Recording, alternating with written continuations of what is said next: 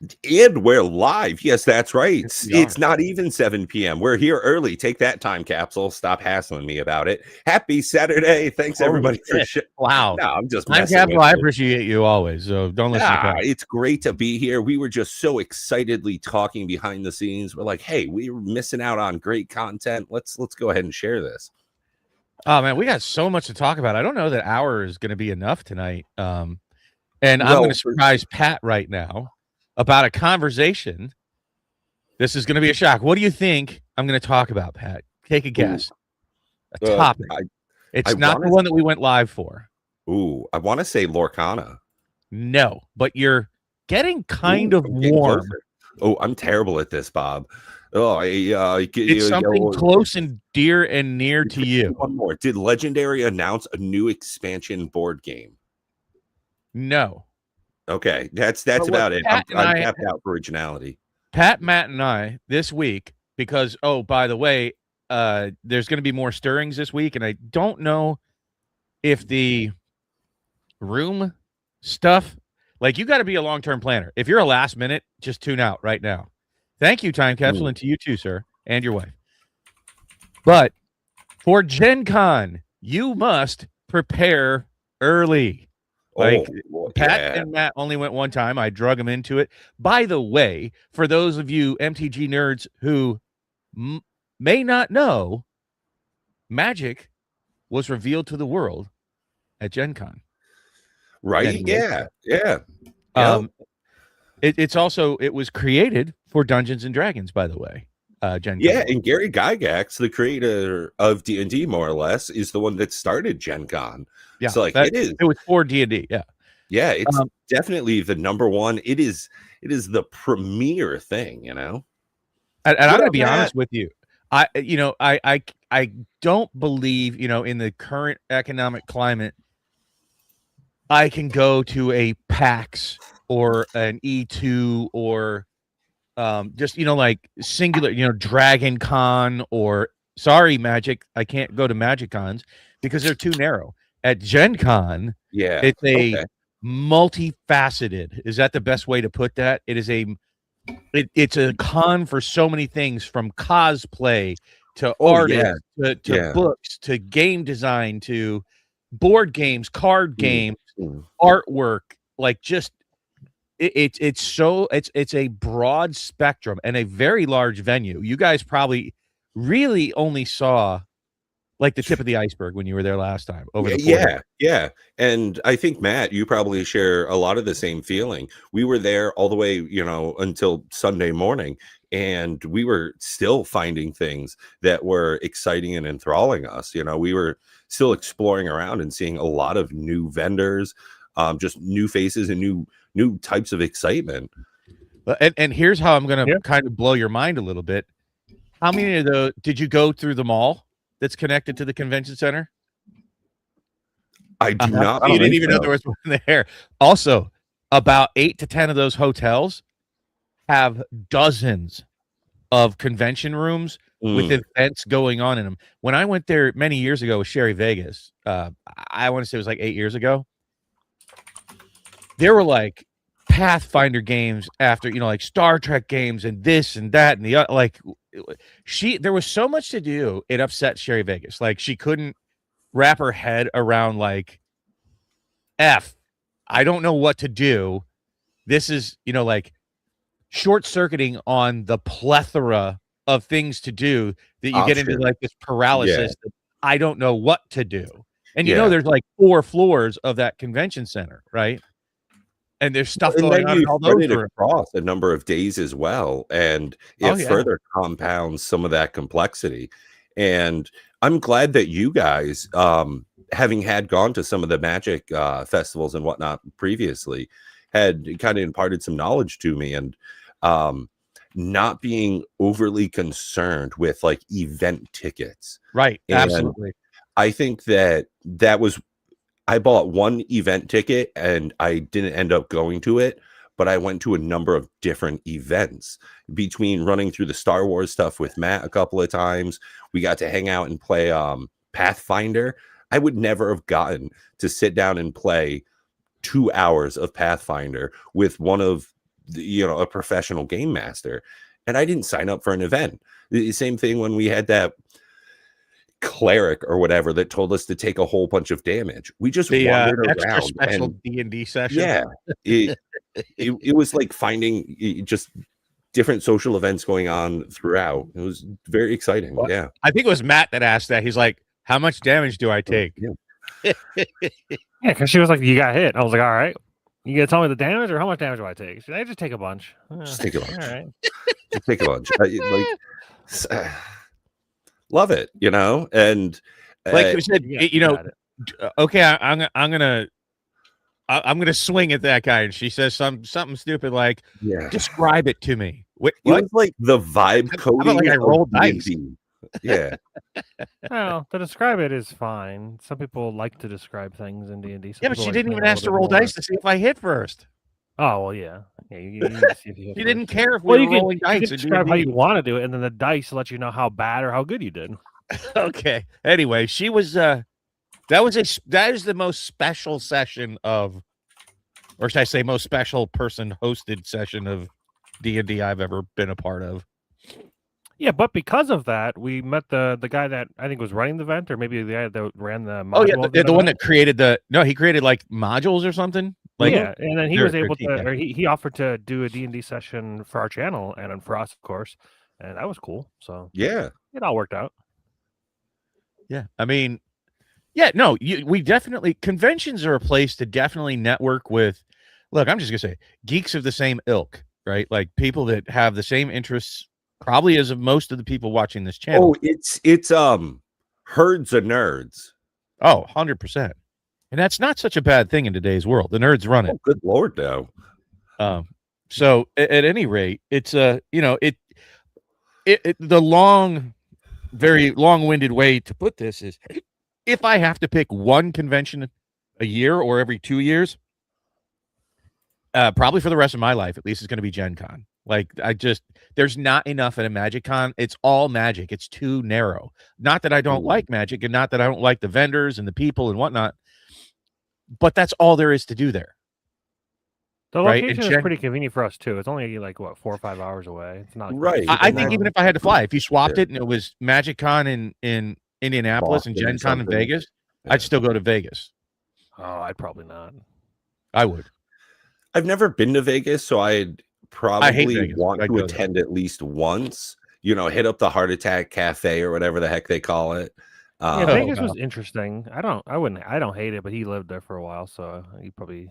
I hate Vegas, but I love Gen Con, right? It's that kind of thing. It's not Lorwyn Con, it's not Flesh and Blood Con, it's not Magic Con, it's not Comic Con. It's specifically board games. It's not trading card games specific. It's not even games. Really interested augmented reality stuff that I got to see with people like scanning cards and having an app that people played a game in with it as well.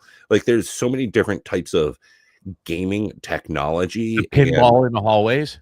Yeah, there was so much going on throughout. I feel as though I could go every year for like the next 30 years and still be finding new stuff because of all the creativity of a lot of the artists. And I think that was one of the most entertaining, like just enjoyable to stroll up and down like Artist Alley, just looking at the different stuff, and how recently that's going to have evolved so much because of AI slop. Really looking to see like that commentary again with my buddy Shane coming, having a career in like recording and whatnot. It's going to be great to have somebody that can kind of hold the cam and miking stuff, and we have a bit more of a productive, in the classical sense of the word, time there, kind of reviewing art, some of the different booths we go to. Yeah, really looking forward to I'm actually very excited to know networked. I'm sorry. I'll be curious to know how much AI mentions there are at Gen Con this year, because at CES, which is supposed to be a consumer electronics convention, it was like 90% of them just yapping about AI and like about servers that like nobody gives a fuck about. It's kind of crazy.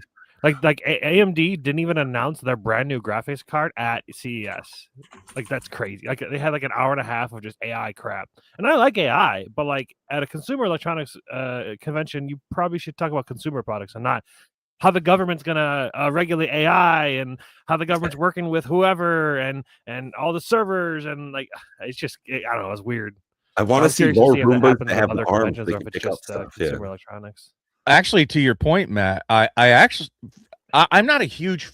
I don't want to go down the political road here. Not a huge fan of AI. Not that it's really going to threaten my job much. Not in the time that it's around and what it can currently do, which it can't do what they're saying, what the corporate types believe it can do. I'm just going to put it at that. It can't replace all the bodies that they say it can replace. There'll be a hiring spree in the next 2 to 5 years, I guarantee you, because whoops, cut too many people. AI can't do that.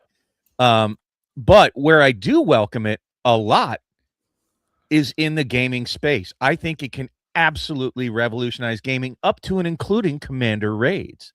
Like it just takes us as creative human beings to realize it's a fantastic tool to use to help us run a D&D session, create a new raid monster.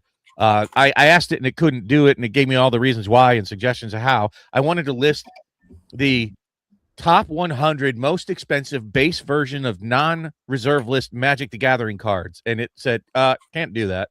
It's the first time I've heard it like really say that, but at any rate, and then it gave me a list of suggestions of how and where I should go and what to do about it. But you know, I think as it gets better, those kind of things, it can help gaming, right? It could have helped us here. It can help like run dynamic if they really start putting their head to it. One of the things in like an old game called Ultima Online that I love the most about it is when they had a GM log in and create this massive world dragon that's eating Britannia and everybody has to come to the city and defend it. Or there was an orc invasion in, you know, the Isle of Skulls or whatever it was, but it was actually a GM that had to run that event, right? So it was a dynamic event that's not normally there on most days. You had some degree of that in World of Warcraft with world bosses, but it's become very, they call it dynamic in games like Final Fantasy, where you'll see on your map, oh, this boss spawned here and you get extra points, but it's just like picking from a list, right? It's not truly dynamic, but as soon as they can refine that, it could be a great tool in the gaming industry. How about creating an app, right, to go along with, like you guys played Legendary Alien with me, and have an AI companion app that can throw dynamic events into our game, right? Just set up a camera, have it observe the board state, keep track of what's happened, and throw a dynamic event in there that we just couldn't predict. It's not a card we already know. You know, it can do those things, right? Oh, yeah, absolutely. I mean, in maybe 20 minutes or so of prompt engineering, whatnot, I was able to feed ChatGPT all of the rules, like that entire Commander Raids document, that entire thing from the top all the way to the end of hard mode with a paragraph of two of tweaks. It gave me some stuff. We tweaked it again, and I had to give me an Excel spreadsheet. And again, in about 20 minutes, it came up with something that if I were to brute force it, would have taken me a good number of hours to be in like the creative headspace and just thinking logistically about some of the interactions between like the name, the flavor text, and like the actual effects. It felt surprisingly unique in compared to what we already have and in some of the other things I've done as well. And honestly, like you were saying, there's definitely a great assistance in what AI is right now, but no, I don't think it's taken over any decent thinker's job. No, but I welcome it in the game space. 2 to 5 years is going to be insane how much it will do. Like, it's already done so much in just a year's time. If I'd look back a year and go, how much has it improved since I've looked at it? That's just going to continue to exponentially increase. Sure. It'll start improving itself. Like, yeah, the worst AI will be is what you see right now. Like, it's only going to get better from here.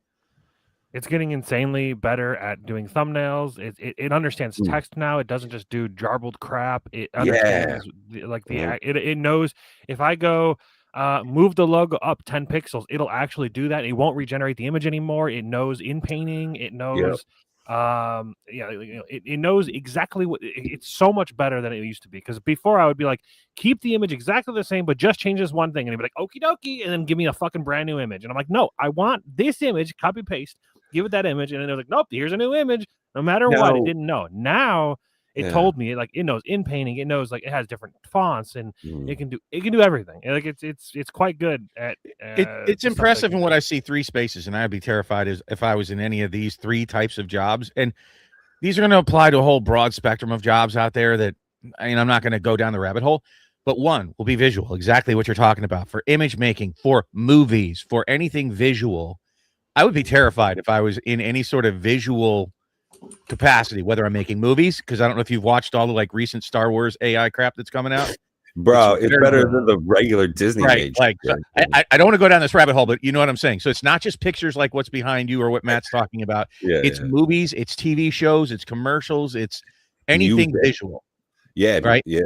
The second thing is music. Like, if you've heard music from that thing, it's like all these like audio files are like, I can tell that that's AI generated. For me, as a regular schmuck in the world, I have no idea if it was generated by AI or by, musicians, right? Other than I know that like poor content creators can't afford to hire people to write specific songs for them. My buddy's one of those guys he's like, I can tell that's AI, and I'm like, yeah, but like I can too. Like, you can tell because of the way that it loves to rhyme, and like not every song rhymes, and it doesn't need to rhyme. Yeah, it only knows like certain kind of rhyming schemes unless you tell it not to.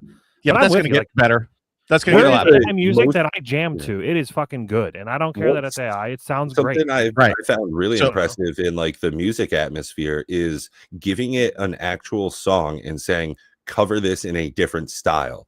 I've got this guy who does like soul covers, and he just gets hits from the 90s, 2000s, rocks, anthems and whatnot. I've heard some good soul music that has been AI covered.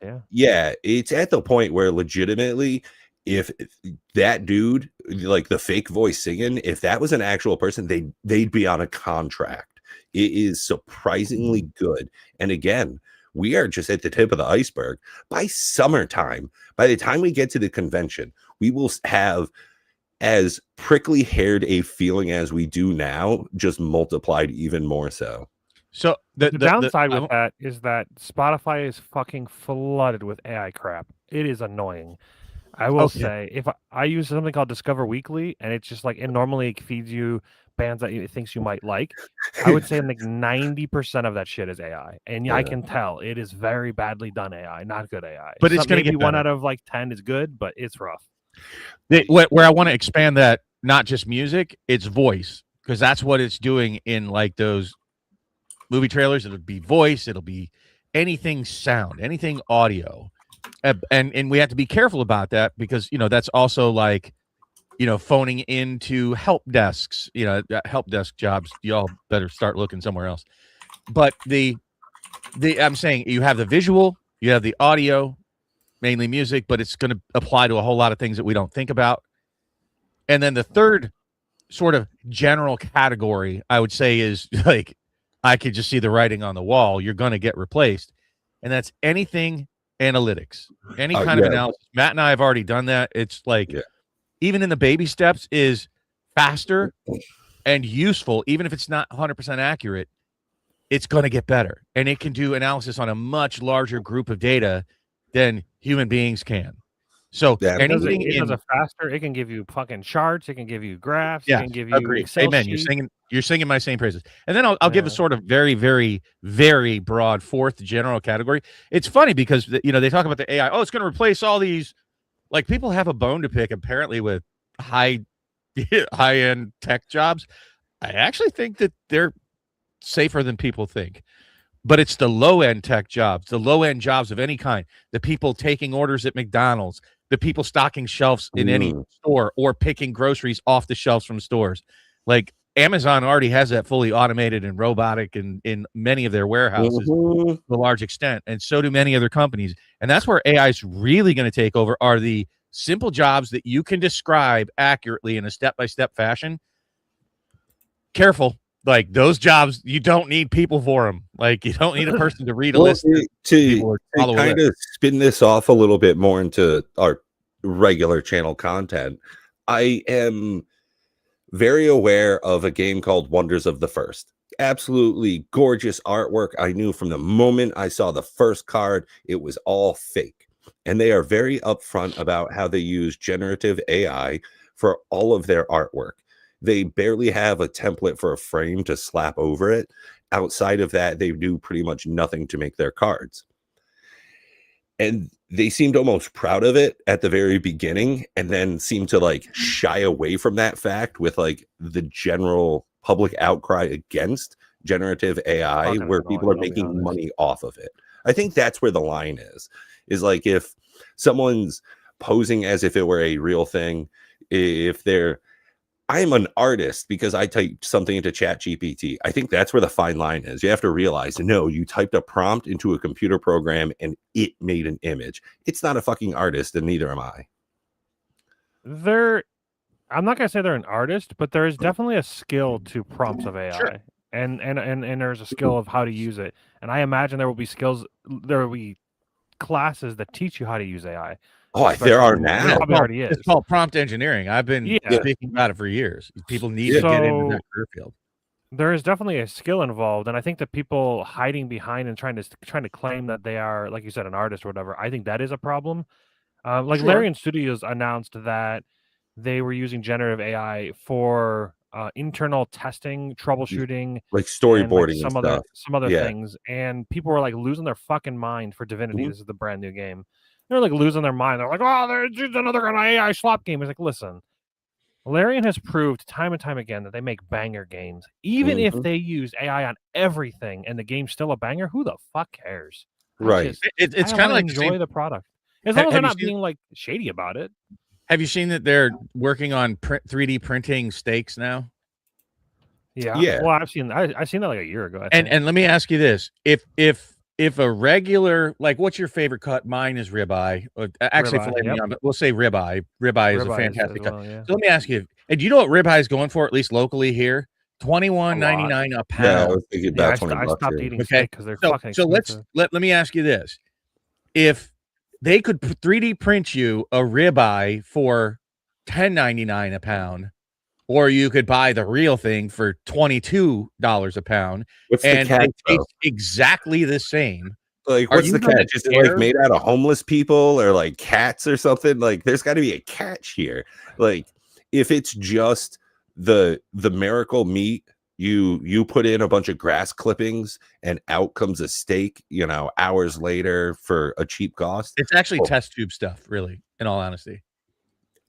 Like lab grown meat. Lab grown meats. Yeah, I've had lab grown meat before. I think it's better than the plant-based stuff that tries to be real meat. Like those Impossible burgers and stuff are just so gross.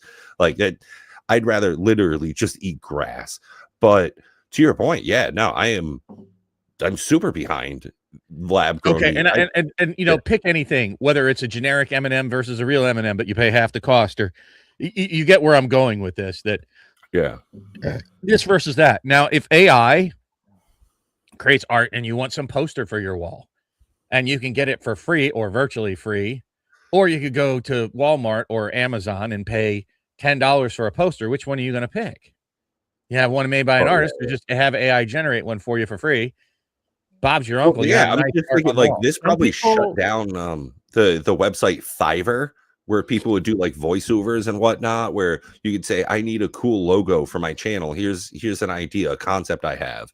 You pay them $25 or whatever, and a week later they send you a shitty GIF. Yeah, no, Sora replaced all of that. We are beyond the point. Like, I assume Fiverr, if I could buy options in that company, make a bank.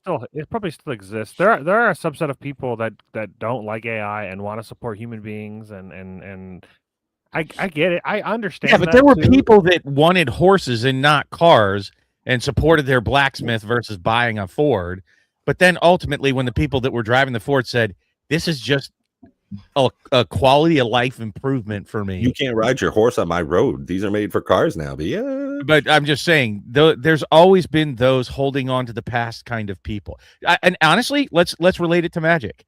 It's those saying, I hate Universes Beyond. It's bad for Magic, but it brings in millions of new people and a lot more dollars and a lot of exciting stuff. Oh, you think Magic ain't using AI? They are. They just ain't saying that. I'm not saying that. I'm talking about Universes Beyond versus, oh, it's not in the, how dare you change my Magic? Get out of here. Well, you know this wasn't a reference towards you. I just people are probably like, oh, because they haven't said it, they ain't using it. It's like, I bet you they're using it for art. I bet you they're using it for ideas, playtesting. No, well, so like that's the thing. When that person got caught cheating, well, not cheating, plagiarizing art, they'd taken an image from some like old 1990s magazine, they like flipped it and replaced some of the stuff. Yeah, they were doing some heavy tracing.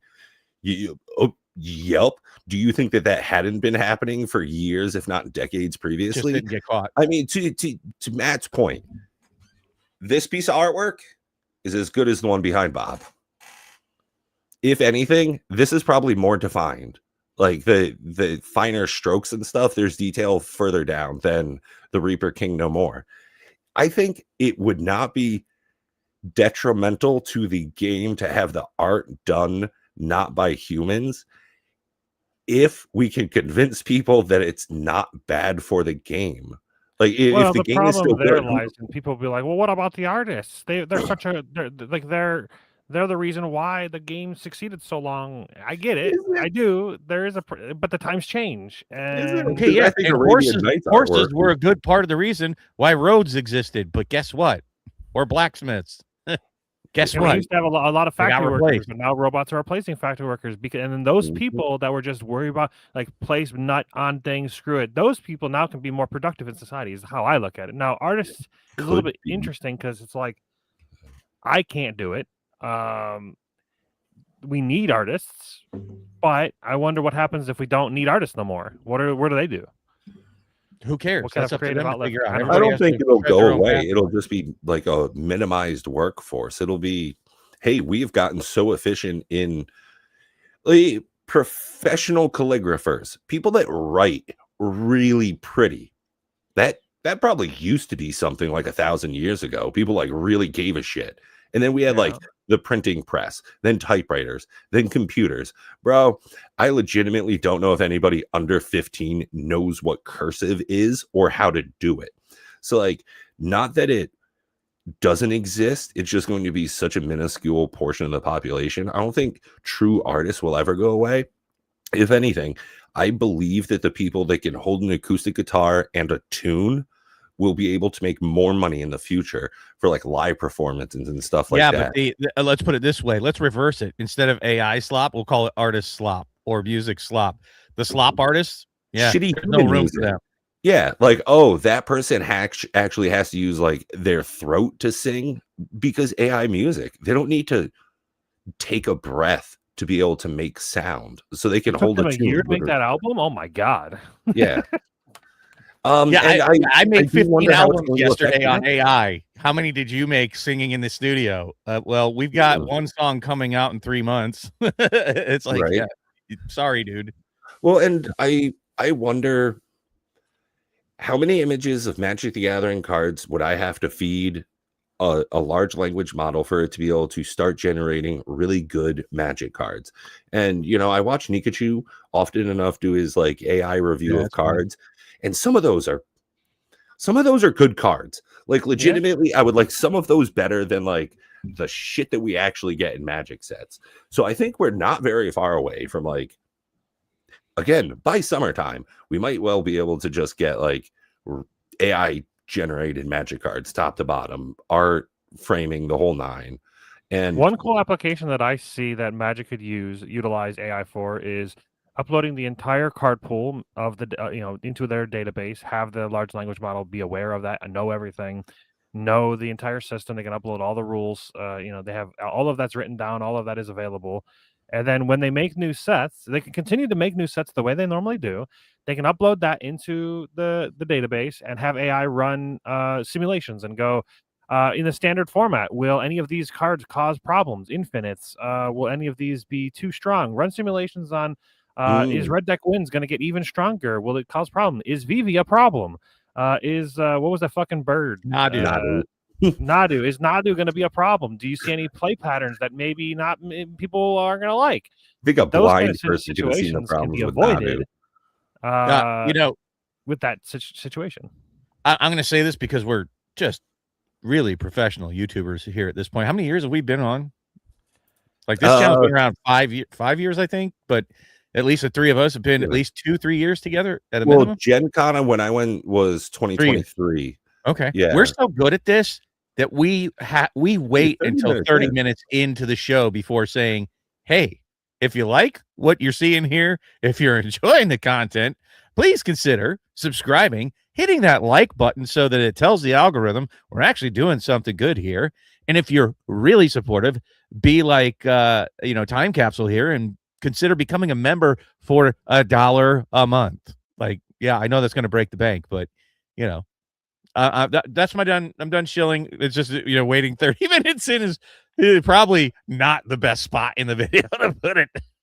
Yeah, well, we might not be. Came out on YouTube. I don't even know how long it's been there, and I've done a lot of research and looking around, and I found it just happened to I don't know how. I've never seen this button before, but in our YouTube studio, there is a button where we can click, and we can just promote videos legally instead of having a lot of people use like bots or whatever. There's just a button. It's not called promotions. It's just integrated. It used to be done through Google AdSense, where you used to have to go off. You can do both. You can do it. If you wanted to, you could do both the promotions and Google AdSense. They're different. They're not the same. Oh, totes. Well, now that we're 30 minutes in, we've done our shilling. We should probably actually start the show that we planned to do before we started the show today, rather than stream of consciousness, because we only got 29 minutes left before. That's right. The only member part of our show. But we wanted to talk Lorwyn because that's, clearly the kind of big Magic thing. I do want to try to cover some video game stuff that kind of annoyed me today. What about our predictions? Is that not? Yeah, we have predictions to get to. So where do you guys want to start? You want to start with our Lorwyn, and you want to start with predictions? Maybe there'll be a little crossover there. So maybe the predictions would be a good place to start. So were your predictions cards? Mine was like what's going to happen in the year. Mine were not cards. Well, I kind of wanted to get into both. That's why I was trying to get access to the spreadsheet, which we had to kind of punt right before the show. But we can just kind of do it live. We don't have to share it. But my intentions for that spreadsheet. I am white trash tank there. WCS for the win, Benson. We always just along the way have wild predictions, and some of our commenters too as well have some of these predictions, and I would love to hold Benson more accountable. Same thing with law enforcement. They want to hold him more accountable for things he's doing. I got you there. But just general predictions, if it's more specific card predictions, like I and Bob have a couple of those primed up. I'm already incredibly wrong about one of them. So yeah. Well, I think my prediction, I'll give mine first if you guys don't mind. We have a list. Go with as many predictions as you want. We just, Pat, if you could open the spreadsheet and start documenting these, that'd be great. I can copy paste mine to make yours easier because I have mine in a just go ahead and put it behind this show notes. Standard is going to be extremely power crept, and aggro decks will rule. Because this year there's going to be the most standard decks, or the most standard sets I think they've ever been. Maybe I didn't really look into that too much, but it's going to be all standard. Like it's going to be interesting. We'll see what happens, but I think standard is going to be even more nuts than it is now. That's I didn't think about that, but I can see where that is, and even like some of the honestly, I think red is getting more juice from Lorwyn. I know a lot of people aren't going to think about that, but that one that you said, man, everybody's losing their mind for this 2 casting cost creature that gives everything else. It can't be countered. Everything else can't be countered. Right. It's got ward, and everything has ward. And it's 2. It's 1 in a red. I mean, and it's a 2/2. It's not even like an 0/1. It actually is right. It's lowest cost. Everything. Can somebody bring that card up? Like that is the very definition of power creep. Like. The reason why people are losing their mind over it is because CDH is all about the interactions and like the trading between and the planning. And this card removes all of that. The moment it is on the stack, it can't be interacted with. It can't be countered. It becomes almost like who goes first is kind of who's going to win. Whoever gets that card out first. Squelcher is the name of it. Already a $48 card on pre-order. Oh yeah. I guess I could share because I'm, obviously the high tech one amongst the three of us here. Apparently, high tech. It's click show image. Like what high tech is that? Well, because I'm doing. I don't even do I it got that a way. cooler version. Yeah, that looks way cooler. Okay, fine. It is probably even more expensive. What do you guys think about this framing for this set? I don't care for it. The framing's not bad, but the artwork just feels like I it don't was know done in chalk. I don't mind it. I can't say as though I'm in love with it, it doesn't. It's like appealing visually to me. I don't know. I can't really like explain all what's happening, but I just don't mind looking at it. It doesn't offend me. It's just like, meh. I'd rather have the regular version. I think it's better art on the regular version. It's a pretty damn strong card, especially for Gabo. But, I mean, that was the whole point. Look at at this. Compare it to a 2/2, one in a red from any year. A bear from original Magic. One in a green for a 2/2. No words. No words. Like that's where we are in Magic now. Like I'm curious. I'm gonna ask ChatGPT. Do you think this will cause an issue in MTG? Do you think this will cause an issue? How broken is this card? Like, is this power creep? Are we this is definitely a kill on site, and not only that, it's not even legendary. Kill on site. It's only going to cost you 2 life and probably 2 mana. Like that's, god damn it! It cost me more to kill that card than it did for you to play it. Yeah, I mean, this is one when I saw it, I'm like, really? Red needs help like this? You know where this would have been much better, in my opinion, to help it kind of be white strong. No, honestly, I was going to go with blue. Like blue doesn't have a lot of low to the ground, really fantastic. Like this, honestly, this feels like it could be a great white card. Yeah, it could be great white, but white already has white cats is annoying in standard right now. But you never see like blue decks, right? Like there's no standard low cost. Oh my god! Blue. Well, no, I'm just thinking like this fucker's gonna be in Is It decks? Is it? Yeah. Oh yeah. Is it? Yeah, but it's gonna be a pain in my ass. Your match is gonna be whoever lands the Hexing Squelcher first, and the other person doesn't have an answer. You win. The Hexing Squelcher. So, anyways, I agree with you, and to that point, I wanted to kind of point this one out. If you don't feel, you guys correct me if I'm wrong. Do you guys feel this is power creep? I would say 1,000%. This is the poster child. It's kind of crazy because the reason why it's so fast power creep that it's like kind of crazy because Spider-Man had a card that's very similar to this, the red Spider-Man, Spider Punk. The red Spider, Spider Punk, I think. Spider-Man can't counter. Isn't there like a card that was just printed that was similar to this? I don't know. Yeah. Spider Punk, yeah. So it's spells and abilities can't be countered, damage can't be prevented. It's a 2-mana 2/1 with Riot, and other spiders you have Riot. Who gives a fuck? But the ability spells and abilities can't be countered, and damage can't be prevented. The only thing that this has over that, not only is it a 2/2 instead of a 2/1, so it's slightly less, slightly more resilient. But it's not counterable on the stack. At least Spider Punk can be countered on the stack. That can't even happen. But to directly answer you, Bob, yes, wholeheartedly, I think this is as modern an example of power creep as Magic has to offer. Yeah, I mean, I was just bringing that up to Matt. We got to pick up the pace here to get through our predictions. Yeah. So, anyways, I just want to say power creep. Agreed. Thumbs up on that, Matt. I agree. So I will be honest, this one, I already kind of spoiled a little bit last week, and it's gonna be wrong. Depending on how you count it, it's already wrong. I was saying 24 or more secret layers for the year 2026. Depending on how you look at it, that's already been crossed. Was secret layer released this year? Because there are still things like available from last year, you can technically buy over 24 versions of Secret Lair. I don't count that. I count things that are released this year. Well, I posted last year. Like 2 weeks. By the end of January, we're gonna hit 24 unique Secret Layers. If you want to talk, there were 75.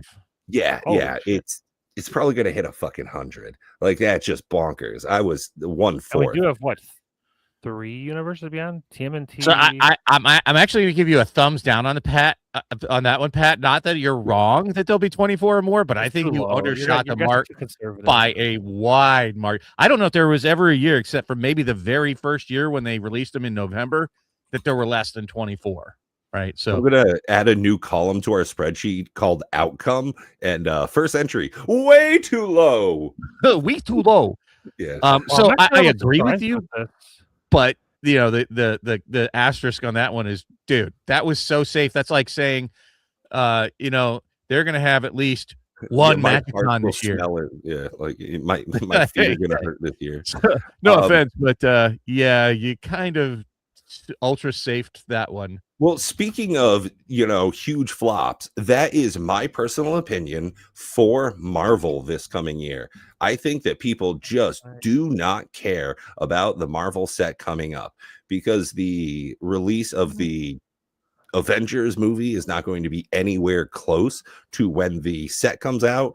I think there's just not going to be like a shared amount of crossover. I think everybody is pretty much just done with Marvel stuff at this point, all the superheroes and whatnot. I think it's going to be a humongous flop.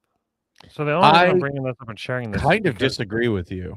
I think there's a lot of people excited for the Marvel set this year, far more than the Teenage Mutant Ninja Turtles. I think that's going to be the flop of the year by far. Is going to be the Teenage Mutant Ninja Turtles. Like, I think Superfast alone is going to be able to support that set. He has no money. What are you talking about? Whoa! Sorry, I'm pretty sure this loop in it. I'm pretty sure this loop on the top of the page is AI generated. It looks big as shit. It looks like crap, and the wood grain is like not right. I can't really make it any bigger.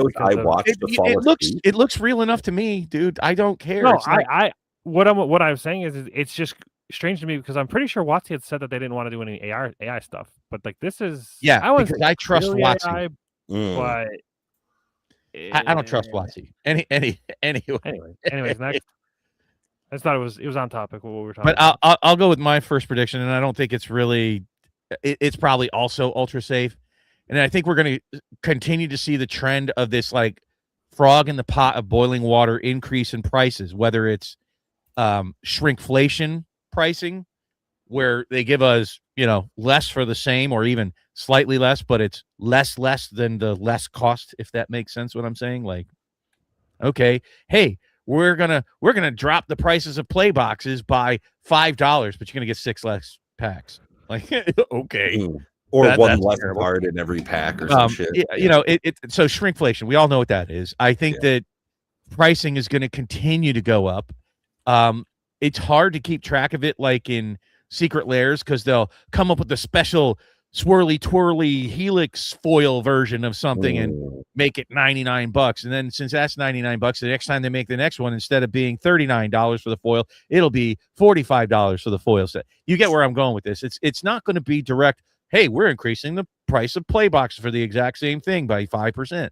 No, they're trying to be sneakier with their price increases to where it's not obvious, and they'll try to shimmy sham, pay attention to this hand. We're going to do this in this hand.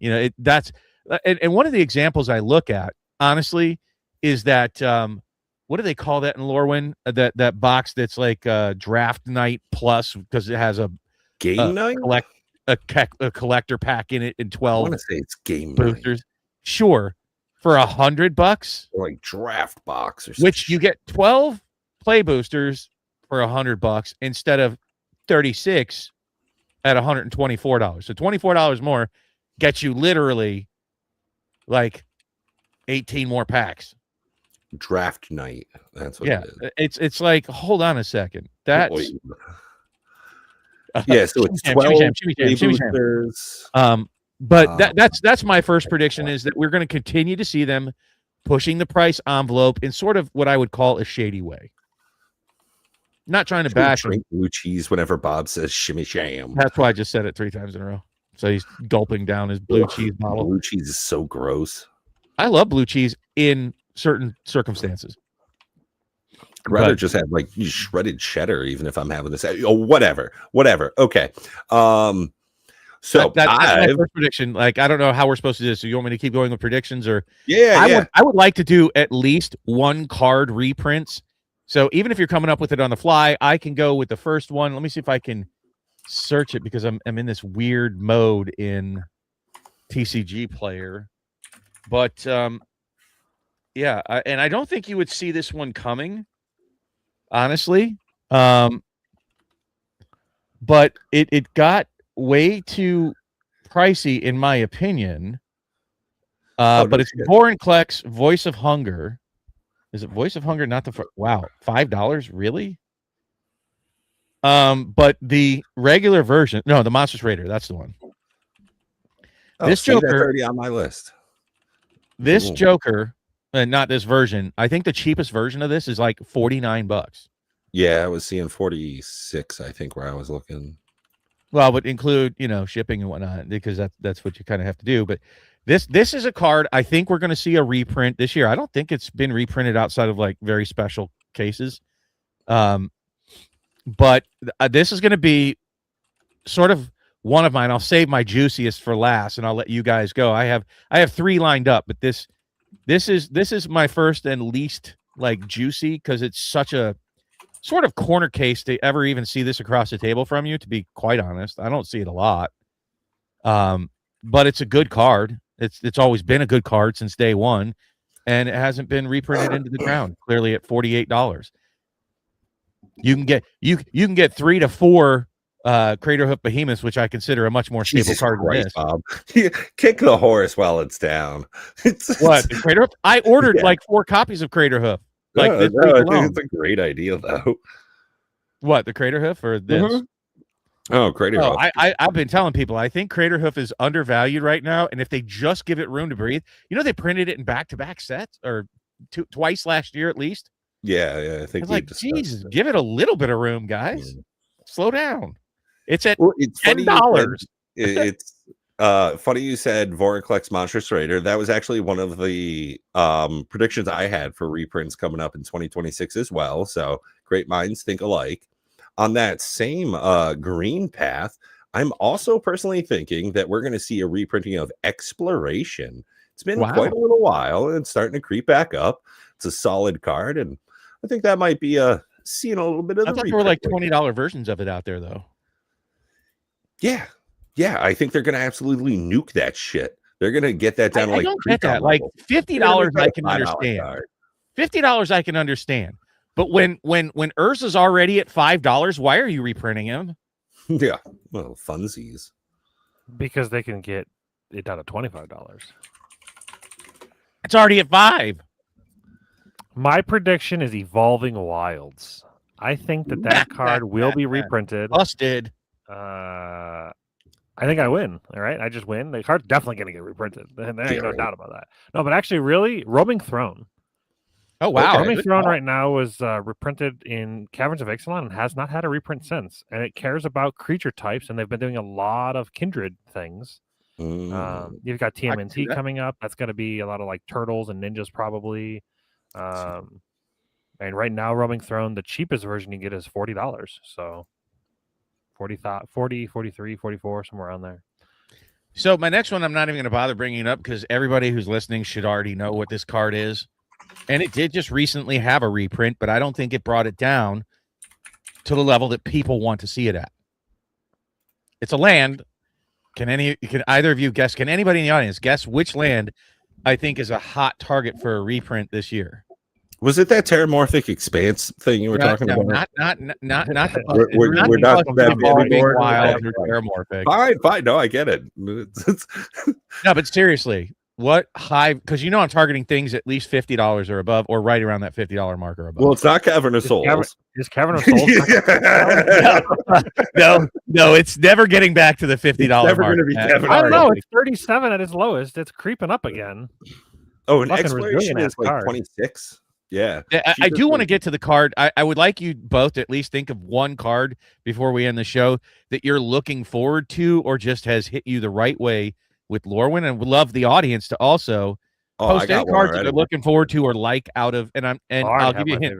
It's not the Reaper King, which I do love. I love Scarecrows and I'm gonna build a Scarecrow deck, but it's not him. So much. By the way, this card is already like $60-something, I think. I think I'd rather play against a Kalia deck than a Reaper King deck. How are there so many Scarecrows? One of my favorite cards in all of Magic makes my least favorite deck work. Maskwood Nexus is a great card. I love it.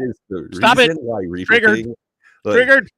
It is it's like seeing my best friend bang my wife, you know. That's what Reaper King feels like. It's not cool. And it's such a fun deck. No, it's not, Bob. It's not cool. I don't like people who play that deck. What, the Reaper King decks? The Reaper King, yeah. Anywho, let's go. Reaper King and the Reaper King no more are different, aren't they? Not? I don't want to. Let's save our favorite cards till right before the member only, or maybe we'll save it for the member only for our Lorwyn picks or cards that we like.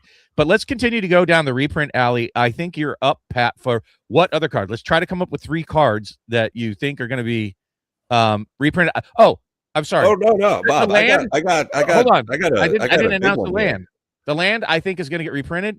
Hold your pants. Hold the front of your pants. Ancient Tomb. I think it's getting a reprint.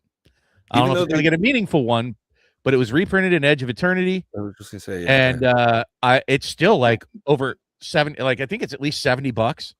Like I just don't think it brought it down to a level that like the game piece army is still. And look at how many decks. That is a card, unlike Vorinclex, you do see very commonly in commander decks. That is a very common card. $94. What's that?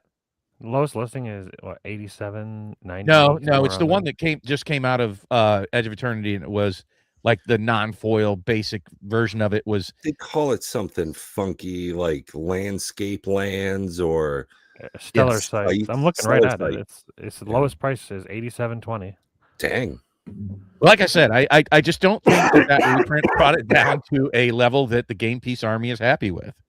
And if they're going to print Craterhoof Behemoth down to $10 a card, I just don't understand why they wouldn't bring that one down a bit. Now, I'm not saying overprint it to the ground, but that's my number 2. What do you got for number 2, Pat? Bob, isn't that a bit of a shimmy sham? That is a definite shimmy sham, blim blam, shimmy sham. I'll be 100% Bob with you. I'm calling a 2-play parlay on this shit. Oh wow, go for it. No. I'm calling a 3-play parlay. I'm putting this down. I think at Gen Con this year, we will see early previews for Reality Fracture. And with that, we are going to see at least one of the good 5-color slivers printed in a regular set. Not this bullshit. I think we are seeing with Reality Fracture some of the best cards that don't have a good place to be reprinted. I think this is going to be like the master set of the year. And all of the 5-color slivers are too damn expensive. Everything to go along with them outside of Morophon is pretty dang expensive. I think Reality Fracture at Gen Con will feature 5-color slivers. I'm sorry to interrupt between you and but you didn't have your are you just saying that's your card is multiple 5-color? Oh slivers? yeah. It's Sliver so Legion. What I'm going to slide in hedging your bets. You say one card is 5 cards. Yeah, I bet they're going to reprint an expensive land this year. But at any rate, sure. I want to comment on Reality Fracture because I think we're just going to run out of time. I wanted to ask you guys what you think the actual catch is for Reality Fracture because that is sort of a big thing out there buzzing, and I put some thought to it. I think it's going to return to some significant planeswalkers in it. I think they're going to get, and they'll probably make some change. Maybe even that's when they'll make the shift over in Commander for the rule change for the hybrid mana. I think we're going to see some craziness with planeswalkers and Reality Fracture. I do have a prediction for a Reality Fracture. It will be sure. Why don't you go ahead and tell us what your second card is plus your Reality Fracture comment? Yeah, my Reality Fracture prediction is dumb. It's just it will be sick. It will be sick. I don't know what it's gonna be, but it's gonna be sick. It's gonna fracture reality and break your brain. And then the card that I think that need to reprint desperately, and this card's seen in many different decks and many different formats. Amulet of Vigor. It's a $55 card or 47 at the lowest version. It was only ever reprinted in the Lost Caverns of Ixalan and in the list at one point. And I guess has one secret lair. What if a card were to come into play tapped under your control, untap it? Whenever a permanent enters the battlefield tapped and under your control, untap it. for one singular mana. Yeah, F you if the authority of the consoles or whatever that's called. Special. I don't think you want to do this in standard probably, but if you did it in the special guest or whatever they call it, I think that'd be nice. Yeah.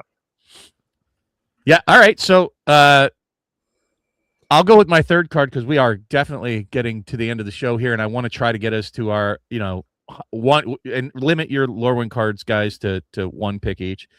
But my third and juiciest reprint target, let me see. I'd like to give a little bit of anticipation here, and I think Matt might like this a little bit. It's an artifact.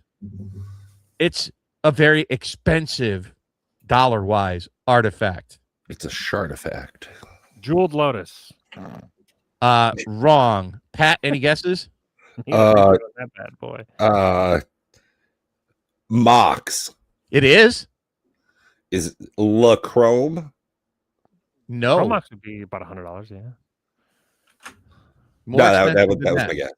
Mox Opal. Mox Jasper. I think Mox Opal is going to get a reprint. Do you want to double down all or nothing and say MTG Moxman's going to buy them too early and get burnt, or do you want to just wow. Talk about me bashing SFT for having no money? Oh, we're 55 minutes in, man. Come on. Hey, look, he's going to get them all from his local LGS stores. Yelp. All right. Hey, as long as he's supporting his local LGS, that's all that matters. You forgot the store part. Pat, let's kind of hustle this up. What do you got for predictions on cards reprinted? By the way, I was 0 for 3 last year. I think Matt was a winner. We'd have to bring up that list. We'll try to do that by next week of what got reprinted last year from our predictions. I was 0 out of 3. So, Pat, what have you got? I think, Pat, you hit 1 last year. But what do you got? The Sword of Fire and Ice. Wow, what I just heard in my head is like that Thor movie, The Sword of Love and Thunder, or some stupid shit. It's going to come out in the Marvel set. No, it's like the new Avatar movie, Fire and Ash. I'm surprised they didn't make a sword, the Swords of Fire and Ash, and it features a 7-foot-tall, big-breasted blue bitch. I'm in. Yeah, right. What was you said the Sword of Fire and Ice? Yes. Yeah, to hopefully defeat a little bit of the current prowess. Oh, yeah, I got 2 out of 3 for my predictions. My prediction was the Great Henge, Chrome Mox, and the One Ring. So I think they did both Great Henge and Chrome Mox last year. Yeah, the One Ring's going to be tough. The only place I think we'll see it will be in The Hobbit. It could be in The Hobbit. Like, hot pick, just going to say that right now, that it's going to get reprinted in The Hobbit. So, but it'll be a special guest slot. Like, it has to. Yeah. All right. Matt, my prediction or my favorite card, and I have not looked at the whole set. Not favorite cards yet. Let's go with the prediction for a reprint. What do you mean? We've done 3 already, haven't we? What was your third? Deflecting Roaming SWAT. through. All right, then we have 3 minutes. Like, what are we? SWAT. It's $50. Didn't they just reprint it? I don't know. It's $50, the lowest price. Okay, for what? Cool. All right, so Deflecting market, SWAT. Pat. Deflecting SWAT is it's an Avatar, but it's still $50. All right, we got to hustle up. What do you got for your Lorwyn card? Boom! This thing's gonna be fucking nuts. This thing's called Mirror Form. 4 and 2 blue for an instant. Yeah, that's right. Instant speed, baby. Each non-land permanent you control becomes a copy of target non-aura permanent. Does not say until end of turn or any of that BS. So this in Edric, because it's Simic nastiness, I can pretty much just boom, everything's just gonna be what it's gonna be. And yeah, this has got a couple of spots where it would be just absolutely nuts. And just in the rare instance where you can control someone else's turn and be able to play this, you can just like nuke their own board state. That is just hilarious. It is a bit of an all-in strategy, just so you're aware. If they kill the thing you target, you do nothing. That kind of sucks, but it is what it is. Yeah. It's very powerful if you get it off, for sure. Giggity. That's what she said. Yeah, I was going to say, that's my line. All right, what you got, Matt? My card is Twilight Diviner. 3 mana for a 3/3. When this creature enters, you surveil 2. That's all fine and dandy. But whenever one or more other creatures you control enter, if they entered or were cast from a graveyard, you create a token that's a copy of one of them. This ability only triggers once each turn, which is fine. Reanimator decks, they do this. And how would you like to double up all of your reanimation? Right. Yeah. Pretty insane. Have a good one time. Yeah, you love those reanimators. Like that's definitely in your jam. And my card, Matt, I think you're gonna hate it and say why. It's a bad card. It's not that goblin card, is it? It is not a goblin card. Okay. But apparently a lot of people agree with me because this is currently going for $30. It is, in my opinion, somewhat equivalent to slightly better version of City of Brass. Now it's much more restricted. City of Brass, you can use the mana for anything, but you don't. There's no downside. Tell me what the downside of this is. There's none. It does not come into play tap. The tap ability on it's garbage. It doesn't. It's not a bad land. Don't get me wrong. It's not a bad land, but there is downsides. It taps for colorless, and sometimes you need that for mana rocks, or I guess mana rocks would be colorless. It comes in untapped. I don't see this being played in CDH, which makes me believe that it is not good, not super strong, but it's still not a bad card. To me, when I saw that, that's why I said I thought you were going to poo-poo on this card. I don't think it's terrible. I just don't. The tap and ability, that second ability for 7 mana is garbage, absolutely useless. And then I don't know. I don't think I would ever run for that part. Like the 6 and tap is. Why is that on here? That's 7 mana for a 1/1. Like this card, if they took out that 6 and tap and just had 3 lines of really cool like lore. Like I don't know why it's not like 3 and tap, right? That wouldn't be terrible. 6? Like what? I don't know. That it's a 1/1. It's a 1/1. Like if it was, but it's a 1/1, and there's like coat of arms, and it's gonna be insane. I was like, fucking what? I would never. But it's what I love about this the most is actually the second ability. Like in Commander, it's basically a second command tower. It's a strictly better command tower. Well, not really. In some decks, but it's amazing. I think it's an amazing card that people are kind of. I thought people were sleeping on it because nobody's talking about it. Like every show that I've watched, not one content creator was talking about it. When I mentioned it on Nikachu's show, he's like, "What's that?" Like, really? And it's the second, basically most expensive or third most expensive card in Lorwyn already in the Commander. Prediction: this card will be $3 in 2 months. That's my man right there. Disagree hard. I think this will be never below a $10 card. This is going to be so cheap. It's going to be in pre-cons by end of year. Oh yeah, $3. I'll put that on the prediction just to be a dick. It's. I'm going to say this is a $20 card all day long. No way. People buying this for 30 are going to get wrecked in the asshole so hard. It's going to be great. I think it's a $20 card.